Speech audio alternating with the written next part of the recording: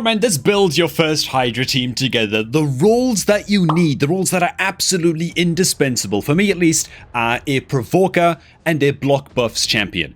Everything else isn't optional exactly, but those are the two key roles that are just so massively important that you really can't do without them. Some other great tools to bring to the table and bring as many of these as you possibly can in no particular order are going to be an AoE decrease attack, decrease defense, weaken debuffs, HP bends, and just in general max HP damage dealers, healers, and at least one reviver, some debuff cleanse, and some hex debuffs. That's a lot of stuff. Of course it is. You're going up against 6 bosses in a single encounter, man. By the way, bloody Wuz guy here doesn't cover any of those roles. I don't know what he's doing in the team. What is the guys this is called? But this is an account takeover video getting Mr. Tour set up with his first ever Hydra team. This team that we see on screen right now simply isn't gonna cut it.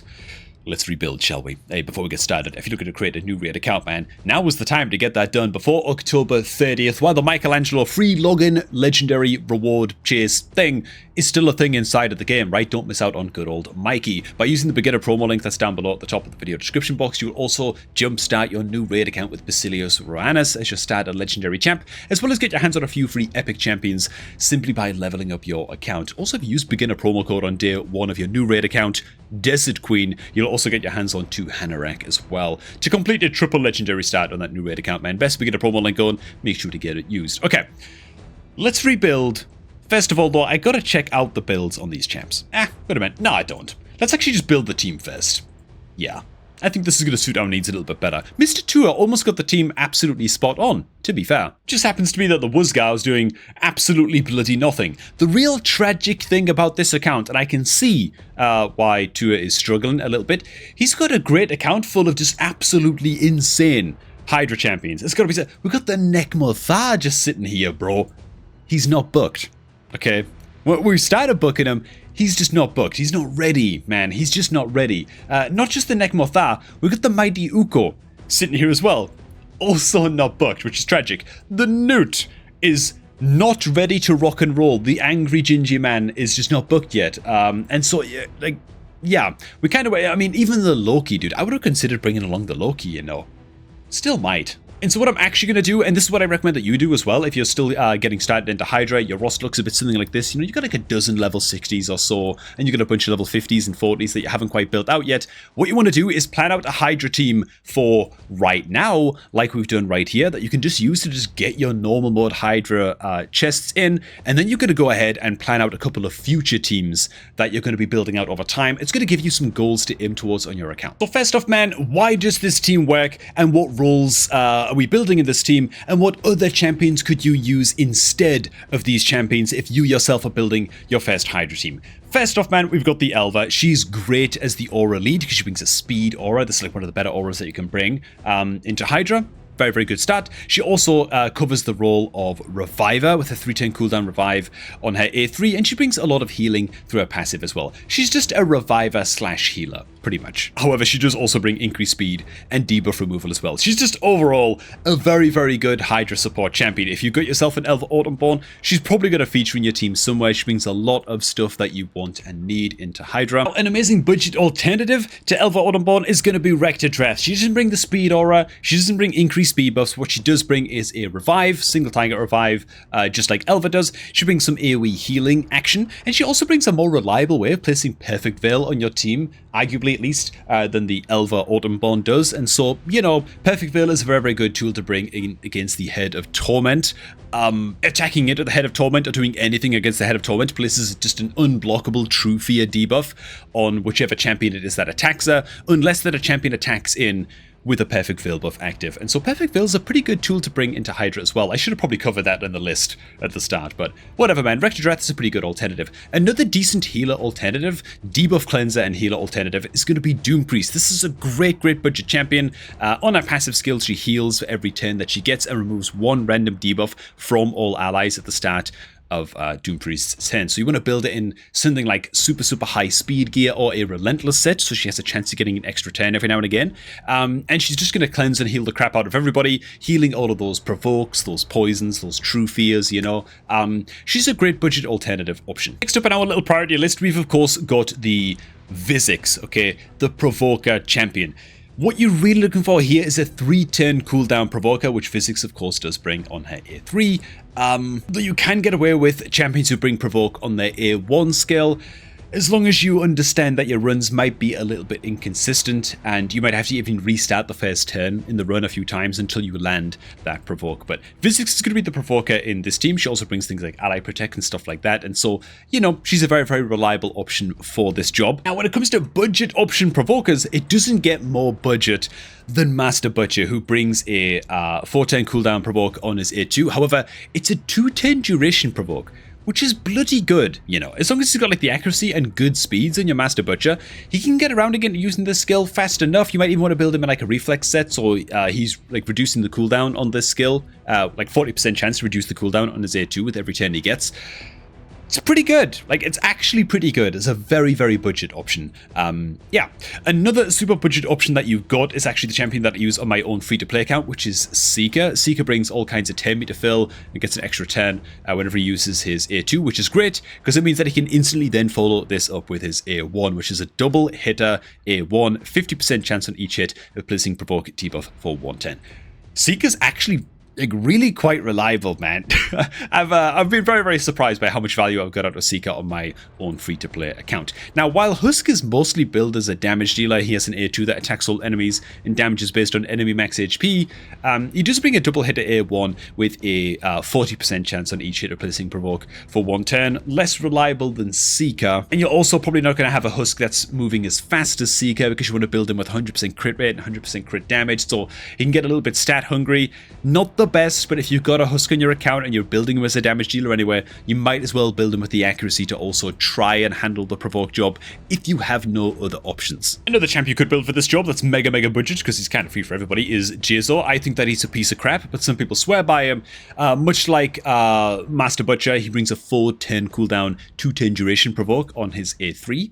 However, he's an epic champion and Master Butcher's rare, so, you know, I don't know, dude. I think Jizo's awful, man, but again, if you're desperate, it is what it is. You could even build a Nalhorn for the provoke job as well. 3-turn cooldown, AoE provoke, you know, can't weak hit on his A2. Rare champion. I just recommend disabling his A3. You probably don't want the Head of Mischief stealing this unkillable buff. Next up, man, we've got the block buffs champion role, which we are using Umbral Enchantress here. Umbral is a little bit of a weird one because she's such a one-trick pony kind of gal. On her A2, she brings an attack all enemies. She's void affinity, so she can't weak hit, which is great. 100% chance of placing block buffs debuff for 3 turns on a 3-turn cooldown. Nice and reliable. Only problem is that that's all she does. You'll have to disable her A3 going into HYDRA, otherwise she places a 5-turn duration unresistible, unremovable block active skills debuff on herself after placing the provoke. So you can't really use her as the provoker into HYDRA, not easily, at least. I'd recommend just disable this A3 and use her as the block buffs champion. Some alternatives to Umbral, however, are a champion I wish we bloody well had on this account, but we don't, and it would change everything if we did, but oh god, I'm so sad. Is good old Ugo. 3-turn cooldown, decreased defense, block buffs debuff on the A2, so bringing the decreased defense as well is a big deal here. And not just that, you also bring some healing and some debuff removal as well on Ugo's A3, which is just stupendously good, and I wish that we had it, but alas. Block buffs champions are some of the hardest to come by. The next suggestion for like budget options is probably going to be the Ostrox. Ostrox Boneglaive does bring a attack all enemies. Again, void affinity, so can't weak hit with this, which is lovely. 3-turn cooldown.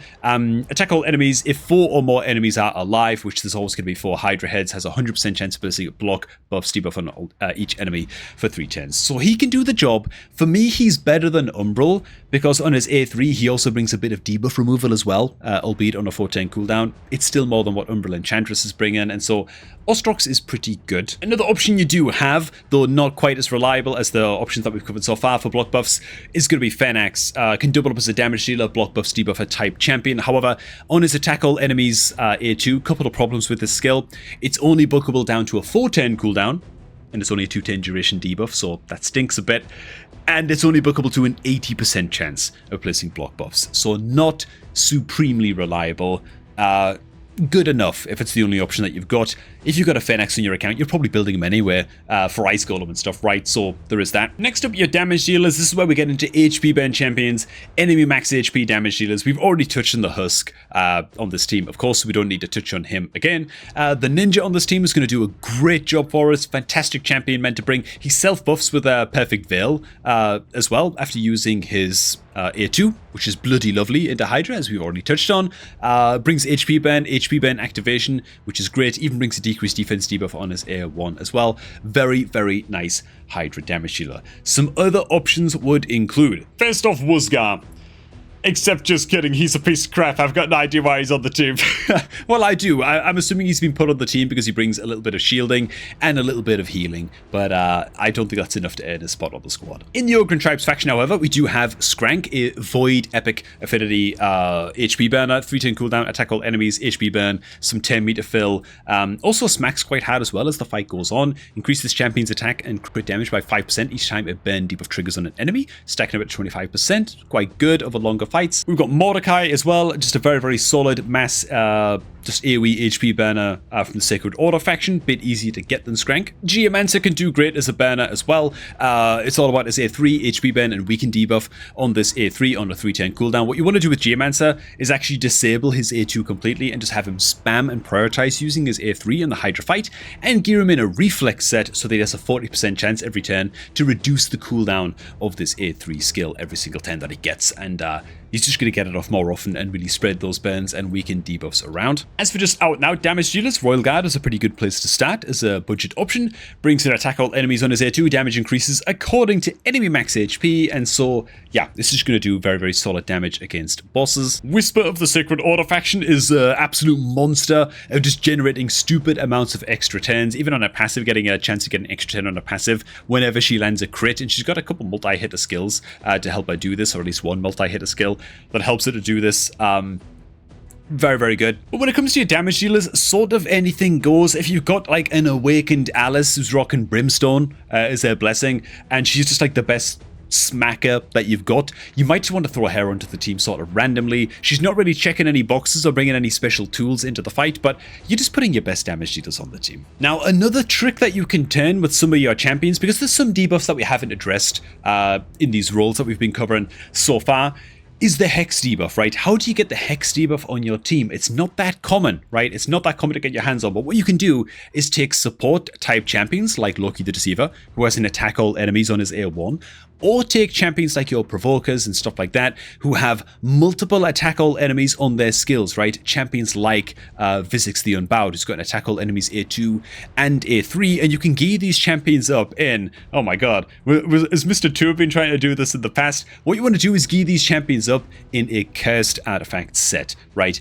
High speed rolls, all of the supporting stats that they need to do their job, but get them in a cursed set, man. It gives them a 50% chance on every hit that they make to place a Hex debuff for 2 turns on an enemy. And that's just a very, very easy way to kind of just weave the Hex debuff seamlessly into a pre-existing HYDRA team, right? Just take one of those support champions that can do their job and has multiple attack all enemies on their skills, and that's how we can get the Hex debuff in there. Why is Hex debuff so important, by the way? The Head of Mischief, the one that's going to be stealing all of your bloody buffs constantly throughout the fight until you build a resistance tank, but that's too advanced for this video. Head of Mischief can only be attacked and targeted by single target attacks and effects if it's under a Hex debuff. Otherwise, every time you try to attack into the Head of Mischief, it's going to attack a random enemy instead, which is a bloody pain. And Hex debuff is just going to increase your damage in general, of course. Now, all of those roles covered and all of that said, this would be the HYDRA team that I would use, just switching out the Wuzgar for a Stag Knight. Don't underestimate your Stag Knights and your Duck the Pious into HYDRA, okay? Any champion that's bringing a decreased defense, oh, he's not booked. Oh, it's a 4-turn cooldown. We're still going to bring him anyway. It's too important, right? We need someone who's going to be bringing an AoE decrease attack. I consider this quite a high priority debuff as well. As soon as the Head of Wrath pops up, if that thing gets to counter-attacking and gets to smacking, it hits real bloody hard. Like, it's probably the hardest hitting out and out, just hardest hit a HYDRA head out of all of them. Decreased attack debuff is going to reduce your need for healing on your team and make sure that you're not getting one-shotted randomly by the Head of Wrath. And so I would definitely bring along the likes of a Stag Knight for decreased defense, decreased attack. Just another reason why Nekmothar is such an absolutely busted champion, by the way. He brings like increased speed, leech debuff, decreased speed, a speed aura, and he brings an AoE decrease attack on his A1. Oh my god, do we need to get this champion build quick on this account? But for now, this is what we're running with. As for the builds on these champions, before we go for this, the Elvis build is looking fine, actually. Good defense, good speed, reasonable health. Are these both defense? Okay, they're both defense, gloves, and chest. Okay, she does have a random little resistance banner equipped for some reason. It did roll into a speed roll, but frankly, I'd rather put her in this accuracy banner right here, just because it rolled into a bit of defense percent and HP percent, and she doesn't need the accuracy, obviously, but she's probably just going to be better off in this banner, just a bit more defensive stats on the LV. As for the Vizix, you've got to be a bit careful with ally. Oh god, can we get the curse set up and running on the Vizix? I mean, that'd be so good. Okay, so rebuild for the Elva, getting her in a cast, switching out quite a good bit of her gear. To be honest, her accuracy is still going to be good enough for normal Hydra, maybe even pushing it to hard Hydra. Speeds are around the same. Defense is going to go down a bit, but she's getting like 16,000 health. Think this should do just fine, and the cast set should be well worth it. Okay. The accuracy on the Umbral Enchantress is just about what we're looking for. Makes me a bit nervous that her speeds are a little bit low, but it is a 310 duration block buffs that she's landing, so I think that should be okay. As for the Husk, what does his build look like? Crit damage gauntlets, crit rate looks good. It's a few percentage off, but that's fine. Crit damage on the amulets. We're lacking a banner completely, which is a little bit curious. We should just try and get like any old HP banner. On the Husk, if we can. His accuracy looks not bad as well. Let me just have a dig around the banners here real quick and see what we can do for him. The more HP he's got, the better. After all, what the hell are his banners? Good, there we go, man. Well, a speed roll or two here would go a long way. Otherwise, this isn't, it's not the best banner, is it? Even one would be fine. Sweet lord. Oh. Okay, we hit a speed roll on this, but to be fair, I just like the percentage stats better on this banner. We'll just throw this one on. Neither are particularly good, but, you know, it's okay. We have a Molten Death Bell on the Husk? That's a bit nutty. I mean, I know he's lacking accuracy right now, but I'd rather see a Malefic Talon on him. We leave where it is for now. Also, we've gone into War Master on the Husk. I'm not sure if that's quite correct. I think we're probably better off going either Helm Smasher or even just Flawless Execution for crit damage on a max HP damage dealer. Those tend to be a little bit better, but we'll leave those as they are for now. Now, the Stag Knight's a bit bloody slow, isn't he? A little bit slow, man. He's also, I believe his damage, his damage is based on attack, at least. So it is the Stag Knight's super low defense here that worries me a little bit. I don't mind sending him up to 5 stars. This is only worth, like, what, 50 points in a CVC or something? Like, it's not a whole lot for 5-starring an Epic Champion like that. And I kind of want to get him in pinpoint so we have 2 pinpoint pieces equipped and we can, oh my god, not a single accuracy roll, really? Come on, dude. Accuracy dodges, man. Well, you know what? His accuracy is fine. It's fine, man. We'll go ahead and slam this on just for the extra defense stat. I don't like defense as the main stat, by the way, on amulets, but we're working with what we've got. I think we're going to switch over his weapon a little bit as well. We lose a bit of accuracy by doing this, but we gain some speed and we gain some health. We just have to tank him up a little bit, man. He's just too squishy for Hydra right now. Like, sub 2,000 defense ain't good. Okay, tell you what, man. We'll leave it there and see how he does. Right. And if he dies screaming and dies horribly, well, you know, we'll revisit the situation, right, and reanimate him. It'll be totally fine. Okay, man. You know what? I think that we're just going to go ahead and throw this team in and see what it can do. And to be fair, we've checked a lot of boxes. My only concern is that our defense stats on the team might be a little bit low, and we're relying on only the Elva's heals and debuff cleanse to sort of see us through, and just hoping that the decreased attack debuff coming in from the Stag Knight is going to be enough to sort of sustain us through the incoming damage. That said, look at all of the Hex debuffs already, dude. A couple of the Hydra heads already with Hex debuff up. More about to come in as well just now as the Vizix attacks in again. That's every single Hydra head. Now with Hex debuff all up and on it, man. That's what I'm talking about, dude. That's pretty good, you know. Husk also helping out there with the provoke job against the Head of Decay. And so we've checked all of those important boxes. Gone is the useless Wuzgar. That wasn't really doing anything for us anymore. The Stag Knight is actually going to do a much, much better job at just decreasing the amount of damage come in, as well as maximizing our damage. That AoE decreased defense, it's not optional, right? It's a bloody requirement if you're looking to really push numbers, especially if you're running damage dealers like Husk, like Royal Guard, any sort of like direct damage dealer, like Ninja. he can take it or leave it. He doesn't really care that much, right? HP burns, HP burn activation, that's kind of his jam. He can hit hard with his A1, but he's never going to be smacking like a Husk is with a Husk A2, you know what I'm saying? So for these direct damage dealers, having that decreased defense on the table is obviously a very, very big deal indeed. And you know what? Things are going bloody spiffingly here. Look at this, man. We are clobbering these Hydra heads. If we can finish off the Head of Mischief while it's low right now, that also resets the 10 meter of all of the Hydra heads right here. This is complete domination so far. Now, the real test is when the Head of Wrath pops out and it starts to smack on in. If we fail to land the decreased attack against the Head of Wrath, we're going to get big, big problems. But so far, so jolly is what I will say. I'm also kind of curious to see our damage that we deal against the decapitated heads, particularly the Husks. If he's going to get off his A2. I don't know when he's back around to using it, man. Is this his turn? Okay, not this turn, the next turn. Oh, here it goes, man.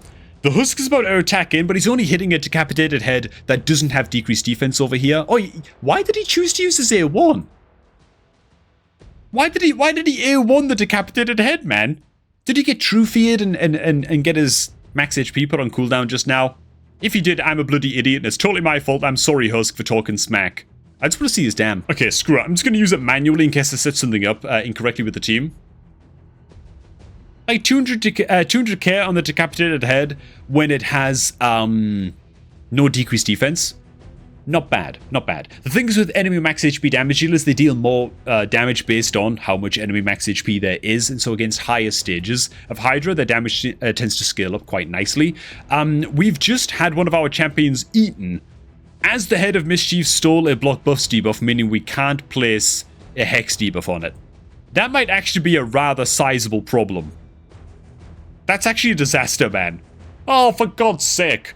You had one job, Umbral Enchantress, and it was to place block buffs to stop exactly this from happening. Screw it. Do over. And just while I'm in here, I'm just going to go ahead and make sure the Husk is prioritizing his A2. I don't know why he wouldn't have used that in that example just now. I'm going to do the same thing with Umbral Enchantress's A2 as well. We can't have her just not landing this. It makes no sense that she's not landing that, actually. It's a 3-turn duration, 3-turn cooldown. Man, she should have 100% uptime on that pretty comfortably. Alright, man. Everyone working out for me and my family. Check this out, dude. We're doing great. We're doing great. It's all coming together, right? Now that we didn't have like crazy RNG nonsense with that case set against the Head of Mischief and Umbral Enchantress just messing us around. It's all coming together, man. Shows what you can do with, what, like a half-budget team at least. Hydra's one of those game modes where it's very, very difficult to build an entire team out of just super, super free-to-play, easy mode budget champions. It's just not... It's not that kind of game mode, man. It's not that kind of game mode where you can get away with sort of having freeloaders in the team. Everybody's got to actually be doing their part and offering a little bit of something. Why is the Elva not reviving, man? She's had 2 turns to revive the Stag Knight, and she's A1ing instead of reviving. What is she doing, dude? Elva, you are gonna revive now, right? Wow. What the hell did Stag Knight do to you? Yeah, I don't have her set up with any team AI. And she chooses to not revive if you have a dead teammate. That's a bit weird. So, apparently, you actually need to set Elva's revive to be a #1 priority, else she won't revive, and she'll choose to use her A2 first, which is very, very strange. That's very, very bizarre. Okay, I didn't think that Elva would actually need any instructions, but there you have it. Alright. So a couple do-overs later. The top damage we've ever dealt to Hydra on this account, by the way, as far as like the account records go on the profile, 15 million damage into normal mode Hydra. That's as far as we've ever been. Umbral Enchantress, you suck! You suck, man. I already don't like this champion, by the way. She's not impressing me with the uptime on her block buffs. Like, how many times this Head of Mischief has successfully stolen buffs is really depressing. I know it's a build. She's just not moving fast enough. She's only like 180 speed or something. She still sucks, though. She's like my least favorite option for like a block buffs champ to bring, but she's what we've got to work with. Let's start to provide some quick words in summary, by the way, just now as well. Mostly for Mr. Tour. This is his account, of course. This team's not ready for hard Hydra. It's just not ready for hard Hydra yet. We just don't have quite enough specialists. The Stag Knight is fine. His gear's not so much. It's mostly low defense stats on a lot of these champs. The Ninja and the Stag Knight are both sub 2000 defense, which is really not that great. We could really shear up the defensive stats by a lot. Souls and having these champions awakened would help a hell of a lot with that, as we're about to beat, by the way, the top score for HYDRA ever on this account by making some very, very minimal changes, really, and just switching in the Staggy. Stag Knight also needs to be fully booked. Yeah, there's a few little tweaks here and stuff that we can make. Ideally, we can pull a better block buffs champion than the Umbral as well. She's fine. She does the job. You know, I've ragged on her quite a bit during this video, I feel. But if you've got like an Ugo in this team, changes everything. I mean, it changes everything, dude. Because then if you've got an Ugo in the team, instead of Stag Knight, we can have a Newt. Because then Newt is bringing decreased attack as well as ungodly damage. And the Ugos bring in more heals and more debuff cleanse, as well as decreased defense, as well as block buffs. And so it's like an Ugo instead of Umbral changes the entire dynamic of the team, you know what I'm saying? So we do have to bear that in mind. We just need some more specialist action in this squad, and some better defensive stats, mostly. Let's see where the damage finishes up, though, because this is still going pretty good. And just as quickly as it's all going well and grand, it all starts to go to hell, because that's how it goes, you know what I'm saying? Yeah, books in the Stag Knight, better defensive stats, slightly higher speeds. This entire team changes. It's dynamic. That said, I'm going to go ahead and save the result. I think that's fine. A couple of changes that we made to this team to beat the record of the most damage we've ever dealt to normal HYDRA by over 5 million, I think is quite good for a start. Like I said, the team was actually quite good to begin with as well. It didn't really need that many changes. That said, what I've built on further on down here is actually two teams that I would look towards building in the future of this account. These are much, much more high potential teams. I hate the fact, by the way, that we're having to put the Newt in this team instead of Team A. You know what I'm saying? Like this team right here, Team 5, is like the Giga team, right? It's got all kinds of debuff cleanse. It's got decreased attack coming in from multiple sources. Very, very safe. Multiple revivers in the team. It's great. Got the ninja in there and stuff. But we can't really have the Newt and the Stag Knight on the same team because they both bring AoE decreased attack at 100% land rate. And we need at least one of them to be in the other team. You know what I'm saying? We also just don't have a decreased defense option champion in the Newt team right here on the bottom right. Like this, like team number 6 here. Yeah. The Mordecai can do a job in this team for the time being, but to be totally honest, I'd rather we had a better provoker than the Husk. And then, I don't know, get an Ugo in there maybe instead of the Mordecai would also work as well if you want to keep the Husk and the Newt together. Either way, these are like two teams that I would look to be building towards in the future, which, you know, hopefully we get some better champion pulls. We can look to upgrade these teams in time. But there you have it, man. That's how to build your very first HYDRA team and start to look towards the future with your other HYDRA squads on your account and give you some direction for what to build towards next. Thanks for stopping by. Hope you guys did find this video pleasurable to view as well as informative and all of that. Oh god, sounds like a school presentation or something. We'll just leave it there. Use the beginner promo link down below at the top of the description box. And use that link to create your new raid account and for all of the free stuff that you see on screen right now. I'm going to catch all of you all just a tad bit later, man.